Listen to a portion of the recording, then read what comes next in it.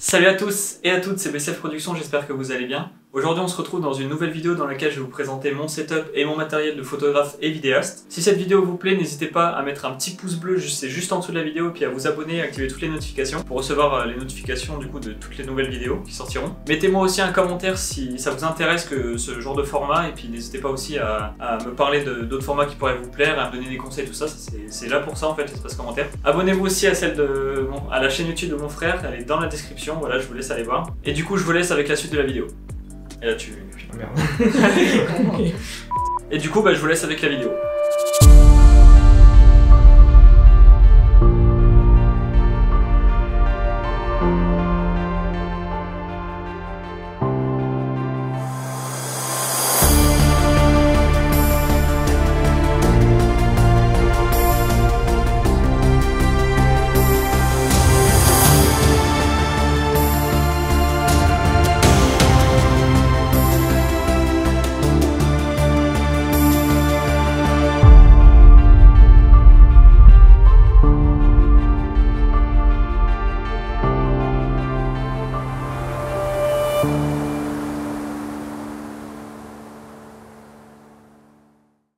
Voilà, donc du coup on va commencer, mais avant je tenais à vous dire que le setup, cette vidéo se fera en fait en deux parties. Il y aura une partie, donc c'est celle-ci qui se fera, voilà, je vais vous présenter tout ce que j'ai aujourd'hui.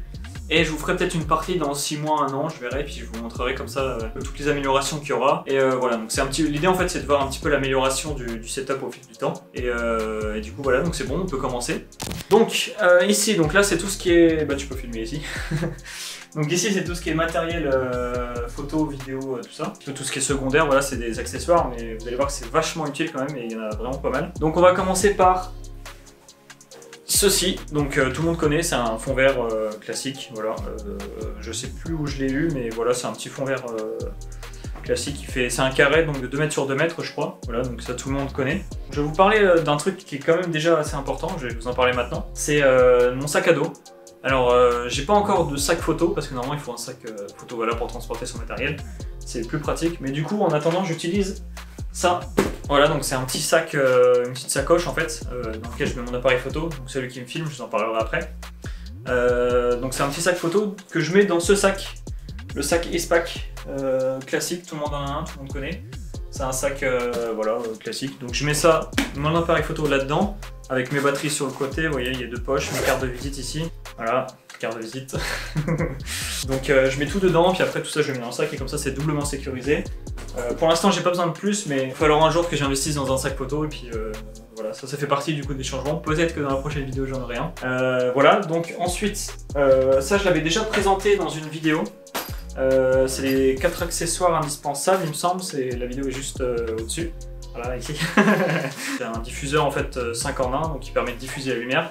Donc là on a la lumière qui est envoyée ici, et ça se renvoie en fait sur le sujet, donc par exemple comme ça, voilà, pour faire une photo, pour avoir une deuxième lumière. Ou alors de stopper la lumière avec un fond noir, donc il y a fond noir, doré, argenté, tout ça, enfin je vous laisse aller voir la vidéo, j'en parle un peu plus en détail. Et ça c'est plus qu'essentiel en fait, c'est super pratique d'en avoir un, puis voilà, il m'en fallait un, puis en plus ça coûte pas cher, je crois que c'est une vingtaine d'euros.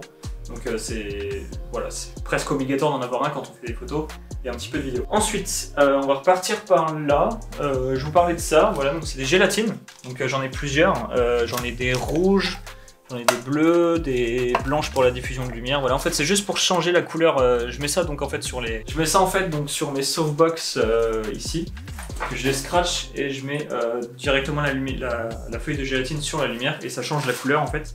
Et c'est vachement stylé, voilà, ça rend un effet vraiment stylé. Et je vous invite aussi à aller voir du coup sur mon Instagram et celui de mon frère, on a fait aussi des photos là-dessus. Et avec lesquelles j'utilise ça en fait, donc c'est évite d'acheter des lumières RGB qui coûtent assez cher. Donc là j'ai plein de gélatine, bon là j'en ai beaucoup trop, ça coûte assez cher. Mais voilà, on les a donnés, je m'en sers vraiment souvent. Et je vous conseille d'en avoir si vous n'avez pas de lumière RGB, voilà, ça coûte pas grand chose et ça vaut le coup d'investir là-dedans. Ensuite, donc dans la même vidéo où je vous avais parlé du diffuseur, donc les accessoires indispensables, je vous avais parlé d'une Dragon. Vous savez, quand on tient un appareil photo puis pour pas qu'il tombe machin. Alors j'en ai racheté une, c'est celle-ci, voilà, qui vient avec son sac. Bouge pas.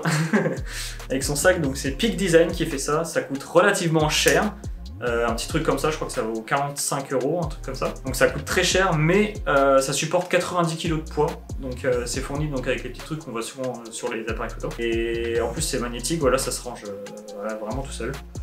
Comme ça, voilà, c'est vraiment stylé. Et en plus d'être stylé, c'est vraiment pratique et hyper essentiel, surtout quand on fait de la photo de rue. Quand on veut pas faire tomber son appareil photo, c'est vraiment pratique, c'est une sécurité en plus. Et quand on a un appareil photo comme le mien qui coûte 1400 €, je pense qu'on n'a pas trop envie de le faire tomber, tu vois. Donc, Ensuite, dans les accessoires, donc il y a une poignée qui vient de chez SmallRig. Bon là, elle est utilisée sur l'appareil photo. Poignée de chez SmallRig sur lequel on peut brancher un moniteur externe, un micro, puis plein d'autres accessoires. C'est vachement pratique. Ça coûte assez cher aussi, mais c'est hyper essentiel parce que c'est pour avoir des vidéos plus stables, comme vous voyez juste là. C'est des petits accessoires comme ça qu'on pense pas souvent acheter, mais une fois qu'on les a, c'est juste essentiel en fait. Donc c'est hyper important d'en avoir. Donc voilà, il faut investir là-dedans et pour professionnaliser les vidéos, c'est hyper important. Voilà. Ensuite, petit accessoire suivant, donc c'est un GorillaPod. Celui-là, il vient de chez Joby, mais c'est la version petite. Alors j'avais un ancien appareil photo que je vous présenterai après. Ça allait très bien dessus parce qu'il était très léger. Mais celui-là, il fait plus de 700 grammes, je crois, mon appareil photo là. Donc ça commence à devenir très lourd pour lui. Vous voyez, c'est pivotable, mais ça tourne avec l'appareil photo. Donc je vous conseille d'investir dans le plus gros. Moi c'est ce que je vais faire, je vais acheter le Manfrotto. Ça sera pas un GorillaPod, ça sera un mini trépied. Voilà, parce que GorillaPod je m'en sers pas tant que ça, les pieds flexibles, tout ça, ça me dérange plus qu'autre chose. Donc voilà, ça c'est tout le monde en a pour le vlog, c'est assez pratique. Donc je vous conseille d'investir dans le plus gros. C'est un peu plus cher, mais au moins ça tient mieux les chocs et puis ça tient mieux le poids de l'appareil photo. Et voilà, c'est beaucoup plus pratique. Ensuite, petit accessoire qui... Voilà, c'est pas ce que vous pensez.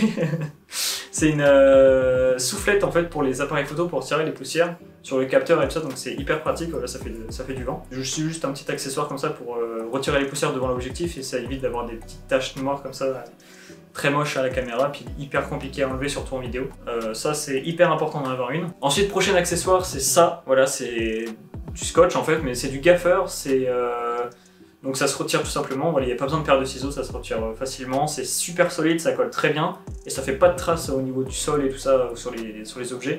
Ça laisse pas, vous savez, les petites traces de colle hyper compliquées à enlever. C'est super pratique, c'est solide, ça s'arrache tout seul à la main, c'est très pratique pour les vidéastes, ça coûte un peu cher certes, mais c'est très pratique, c'est obligatoire d'en avoir un quand on est photographe ou vidéaste. Par exemple là, tiens, tu peux filmer ici. Là j'en ai mis ici pour tenir le câble et pour qu'on évite de trébucher dedans. Voilà, donc c'est hyper pratique. Bon, là j'en ai mis 15, c'était juste pour l'exemple, mais puis pour pas que je me casse la tronche. Mais quand on est voilà, quand on est amené à accueillir des clients et tout ça, il faut vraiment mettre plusieurs et puis que ça traîne pas partout, c'est hyper essentiel en fait. Quand il pleut par exemple, tu peux en mettre derrière l'objectif, voilà, entre l'objectif et puis l'appareil pour pas qu'il y ait de l'eau qui rentre ou des gouttelettes comme ça. Voilà, ça permet de sécuriser, c'est hyper essentiel, ou même pour des petits trucs cassés, il faut réparer en 2 minutes, c'est hyper pratique. Voilà, ensuite, là je vais rentrer un petit peu dans les petits détails, puis après on parlera de tout ce qui est micro, son, enfin vous allez voir. Donc c'est ça, donc c'est un câble, bon là ça c'est à mon frère à la base, mais c'est une rallonge jack qui va avec mon micro, donc que je vous parlerai aussi après. Ce que j'utilise aussi, donc une perche micro, ça je vous l'avais déjà présenté sur la chaîne YouTube. La vidéo est juste là normalement. Une rallonge du coup pour connecter le micro jusqu'à la caméra directement pour tout relier. Voilà. Puis il fait, je crois qu'il fait combien? 5 mètres je crois. C'est ça, 5 mètres, donc il fait 5 mètres de long. Maintenant on va parler un petit peu de tout ce qui est vraiment matos. Donc là on a, bon je vais encore vous montrer des accessoires, mais voilà, c'est vraiment des accessoires de GoPro, des trucs comme ça. Des trucs de bricolage, ça s'ouvre aussi avec une GoPro. Enfin vraiment, c'est même pas une GoPro, c'est une caméra à la con. Mais voilà, c'est assez utile. Le petit micro, enfin petit, c'est un grand mot, tiens d'ailleurs, c'est ça qui veut pas avec. Petit micro de, je crois qu'il fait 6 mètres de long quand même. Déjà présenté dans ma dernière vidéo setup qui date de 2020. Voilà, j'utilise encore. C'est un micro de chez Boya qui coûte une vingtaine d'euros, donc c'est vraiment rien. Il se branche à votre téléphone ou à un enregistreur externe ou directement à la caméra. Et c'est vachement pratique. Pour cravate, de toute façon tout le monde connaît, hein, ça se met là. Ça se relie à la caméra, c'est super pratique. Et le câble est assez long, donc on peut faire vraiment beaucoup de choses avec. Voilà, le son est assez bien, voilà. Donc, le seul petit défaut, c'est qu'il fonctionne à pile. Donc il faut l'alimenter avec des petites piles comme ça. Je sais pas si tu vois bien. Des LR44, voilà, c'est marqué dessus. Faut juste en prévoir quelques-unes, mais voilà, c'est quand même un point à dire. Du coup, donc là, on a un petit support pour téléphone, voilà, que je mettais au-dessus de ma perche. Voilà, c'est un support classique, voilà, qui se dévisse. On met le téléphone ici, on revisse, machin, on peut le mettre en portrait, paysage, machin. Ça c'est cool. Ensuite là on a donc ça je vais m'en servir dans pas très longtemps parce que j'aimerais bien faire de la street photo POV. En fait c'est un truc qui se met là, mais c'est comme un harnais en fait. Bon, je vais pas le mettre, mais là c'est un petit harnais qu'on met là, ça filme en point de vue, puis moi je prendrai des photos comme ça dans la rue ou pour faire des reviews, tout ça c'est pratique. Voilà, donc tout ça c'est rangé dans une mallette de rangement avec des petites mousses que j'ai chopées dans un emballage, je sais plus trop exactement où. Voilà, mais c'est pour protéger, parce que ça je mets pas forcément ça, là c'était juste pour présenter, mais je mets plein d'accessoires que je transporte pour des prestations. Voilà, donc c'est hyper utile, voilà, ça se referme comme ça. Donc je sais plus où est-ce que je l'ai eu, il me semble que je l'ai eu avec des accessoires GoPro. Ensuite ici donc on a, je vais le lever. On a donc une petite mallette avec pareil, c'est le même principe sauf qu'elle est plus petite, avec des petites pinces comme ça, voilà, qui me servent pour mon support de fond, pour plein d'autres choses. Assez pratique. Ensuite ici, petit panneau LED, j'en ai déjà parlé dans la vidéo des accessoires indispensables parce que c'est vraiment indispensable. Seul petit défaut de ce panneau LED, donc il éclaire très bien, il y a 150 LED il me semble, je peux changer la couleur et tout ça. Le petit défaut c'est la batterie, parce qu'elle tient très bien, c'est pas ça le problème, c'est que en fait elle tient très bien dans la durée, mais techniquement elle tient pas très bien, c'est à dire que si tu bouges un peu, elle se détache légèrement et du coup ça capte plus, puis voilà. Je suis obligé de la mettre fixe, sinon si tu bouges un peu, ça bouge tout seul. Elle a dû se prendre un choc parce que ça me faisait pas ça avant, mais voilà, je sais pas. Pourtant elle est jamais tombée ni rien, donc je sais pas. Peut-être que dans la durée, donc voilà, je tenais à le préciser quand même, ça coûte une 50aine d'euros quand même. C'est vachement pratique pour déboucher des ombres et tout ça. Et voilà, donc ça c'est bon. On a ici un glide cam, donc c'est pas un steadicam, c'est un glide cam, voilà, c'est le même principe en fait. Mais voilà, je m'en sers jamais. Déjà c'est un peu chiant à paramétrer. Là j'ai envie d'investir dans un gimbal. Je ne me rappelle plus du nom, mais voilà, j'ai envie d'investir dans un gimbal qui est électronique et puis c'est beaucoup plus simple à gérer. C'est vraiment trop compliqué à paramétrer. Il y a des micro-tremblements, enfin c'est compliqué à utiliser. J'utilise plus trop pour l'instant, sauf vraiment en cas d'urgence et puis que j'ai vraiment besoin d'un plan très stable. Ensuite, trépied. Ça va intéresser du monde, je pense, parce que beaucoup de gens recherchent des trépieds pas trop chers, mais celui-là. Il se situe entre le cher et le pas cher, on va dire, c'est du milieu de gamme en fait, enfin, c'est de l'entrée de gamme. Et c'est donc un trépied qui vient chez Manfrotto, donc fixe, c'est-à-dire qu'en gros, pour tout ce qui est plan un petit peu comme ça, pour les suivis de mouvements comme ça, c'est un petit peu compliqué, voilà, il y a des frictions, tout ça, mais c'est vraiment prévu pour la photo à la base. Donc il y a une petite vis comme ça que tu viens fixer sur la caméra, voilà, puis après tac, tac, c'est super rapide à prendre en main. La vis, tu peux la laisser sur la caméra si tu la poses pas sur une table. Donc voilà, c'est vraiment pratique, mais je pense que ça suffit pour des vidéos. Moi je m'en sers tout le temps, je m'en sers vraiment souvent. À chaque fois que je prends des photos pour faire des poses longues ou des trucs comme ça, je le prends avec moi dans la rue, des trucs comme ça. Je m'en sers très souvent, c'est un très bon achat, je ne regarde pas du tout. Et en plus, Manfrotto, voilà, c'est de la qualité, c'est de l'aluminium, mais vraiment tu vois que... Et c'est super léger, super compact, en plus vraiment il est tout petit, vous voyez par rapport à mon bras, ça fait vraiment la taille de mon avant-bras, et je suis pas très grand.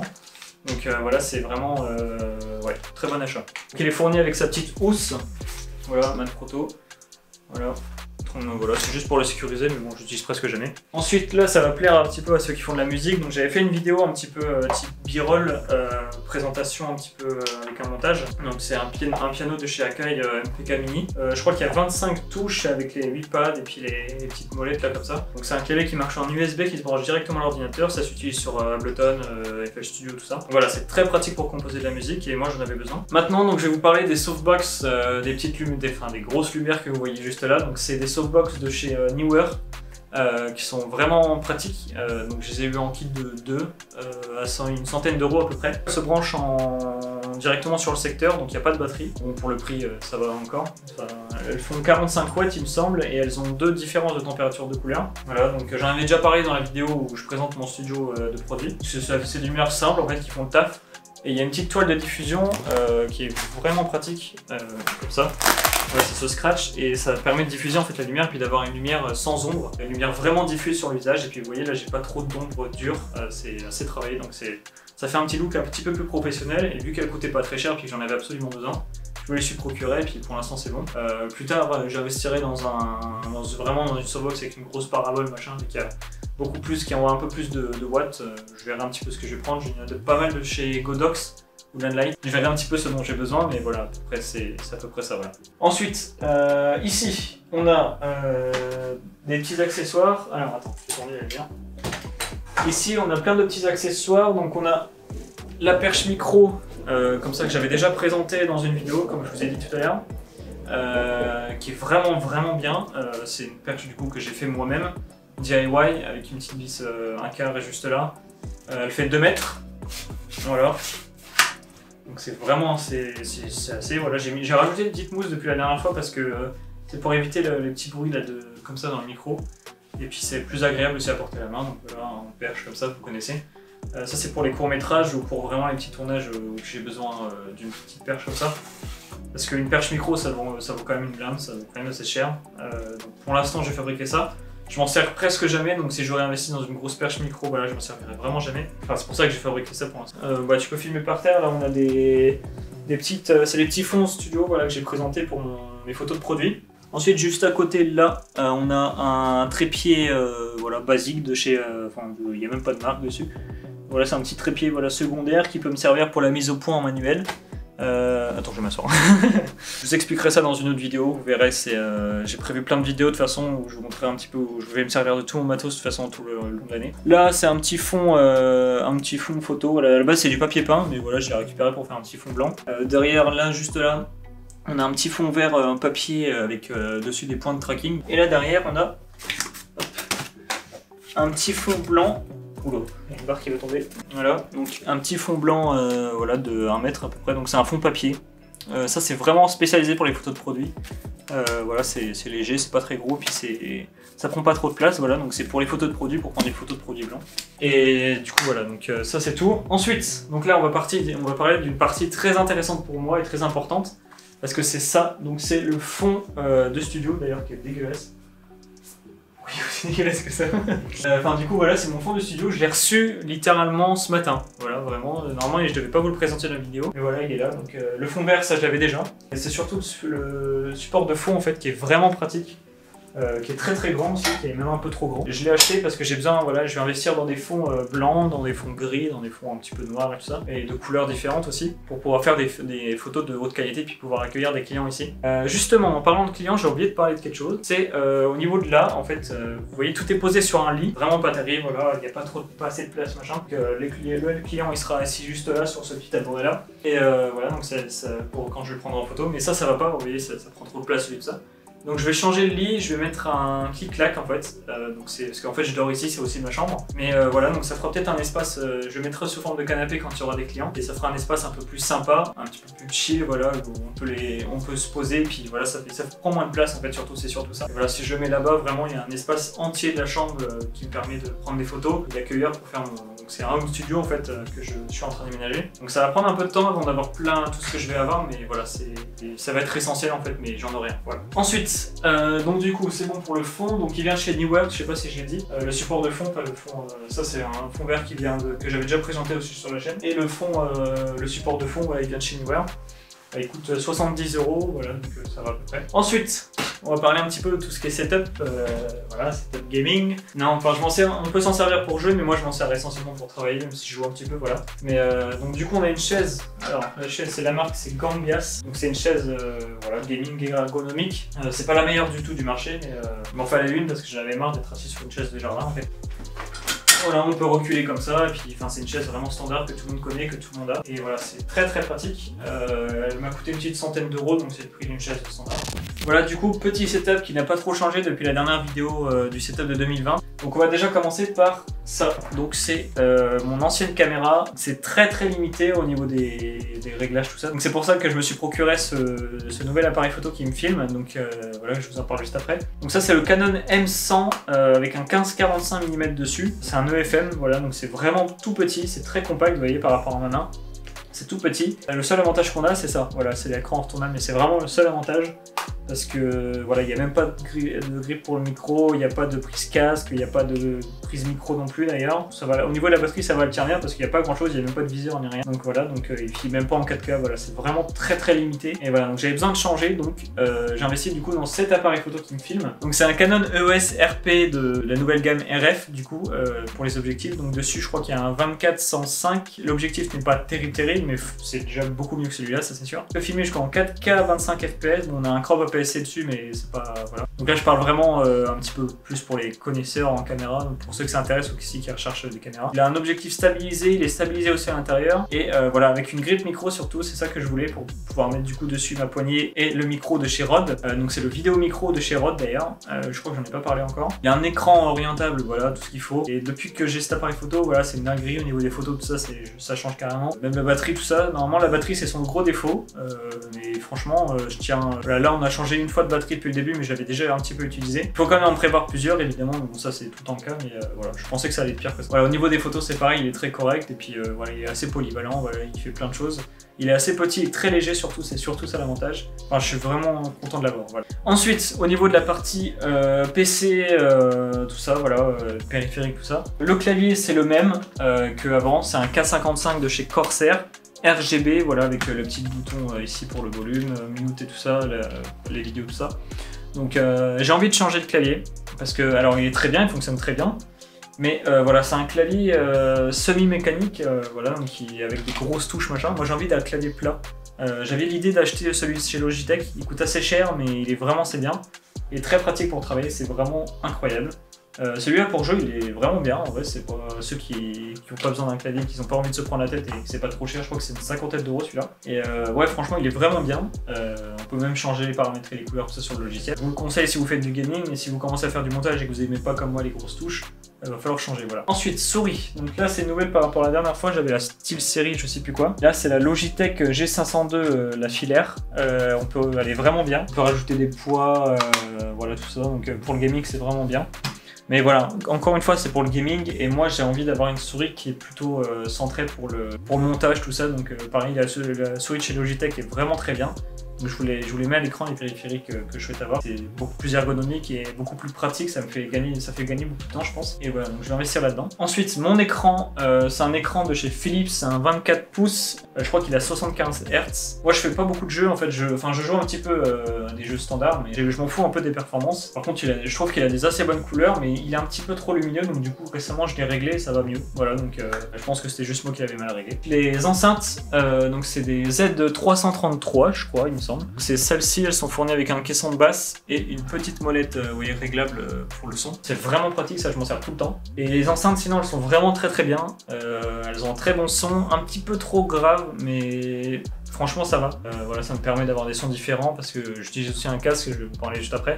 Et voilà, donc ça envoie quand même pas mal parce que le caisson de basse, voilà, il est vraiment assez performant, je trouve, pour des enceintes de bureau, c'est vraiment pas mal. Il y a mieux, c'est sûr, il y a toujours mieux, mais c'est largement suffisant. Si vraiment, déjà, si vous avez envie d'écouter de la musique, c'est très largement suffisant. Si vous voulez faire des montages comme ça et que vous n'avez pas envie de vous mettre un casque, c'est largement suffisant. Donc moi, c'est ce que je fais. Donc du coup, le casque, c'est un One Audio, c'est une marque qui est sur Amazon. Il coûte une trentaine d'euros, mais le son est vraiment très bon pour le prix, donc, et qui est très pratique. Moi, je m'en sers presque jamais. J'aime bien les enceintes, elles sont suffisantes.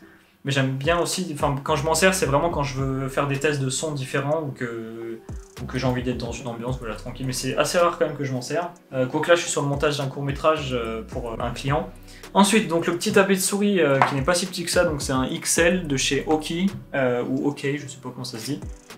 Donc il est assez bien, voilà, mais il commence à devenir vraiment sale. J'avais besoin d'un grand parce que voilà, je me déplace souvent, ça fait plus propre et puis voilà, je pose le clavier comme ça abîme pas trop le bureau ni rien, c'est cool. Ensuite, pour le stockage, alors j'utilise un disque dur de chez Maxtor de 1TB, un HDD classique que j'ai formaté récemment en FAT32 parce que parce que du coup, comme je vous ai dit, pour un client, je travaille sur un court-métrage et lui il travaille sur Mac, donc forcément il faut formater en FAT32. Il a une petite prise USB 3. Voilà, donc c'est assez cool, assez bien.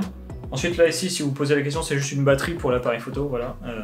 J'ai mis une petite étiquette pour marquer 1, 2, machin, pour qu'il y ait pour que je puisse me repérer en fait. Ensuite, qu'est-ce qu'il reste à dire, là il y a un petit carnet. Voilà, ça c'est hyper important de noter des choses, voilà, ces rendez-vous, tout ça, c'est hyper important d'avoir un carnet parce que sur l'ordi c'est bien. Mais voilà, j'ai besoin moi de quelque chose de physique, donc voilà, en plus je me suis pris un beau carnet, voilà, c'est cool. Donc voilà, moi je m'en sers tout le temps pour noter des choses et tout ça, des idées, c'est vraiment pratique. Ensuite, voilà, je pense qu'on a fait le tour de tout, il reste plus que le PC. Voilà, ça fait 2 ans que je l'ai, maintenant ça va faire...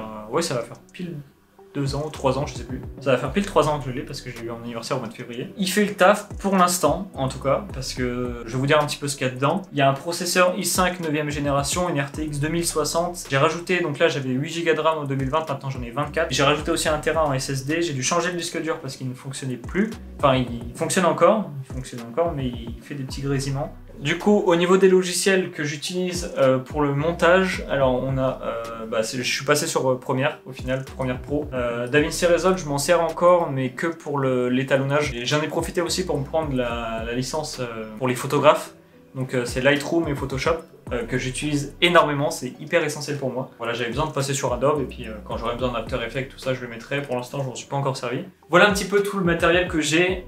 J'espère que ça vous a donné un petit peu des idées de ce que si vous recherchez quelque chose ou si vous voulez du matériel pas trop cher, parce que vous pouvez voir que la majorité des choses que j'ai, ça coûte pas très cher. Tout ce que je vous ai présenté, ou on va dire 90% de ce que je vous ai présenté, je m'en sers quasiment tous les jours, que ce soit pour des prestations pro, pour du perso ou même pour m'amuser, tout ça. Donc je m'en sers vraiment tout le temps. Vraiment un espace de travail qui soit convenable et puis du matériel qui soit aussi convenable.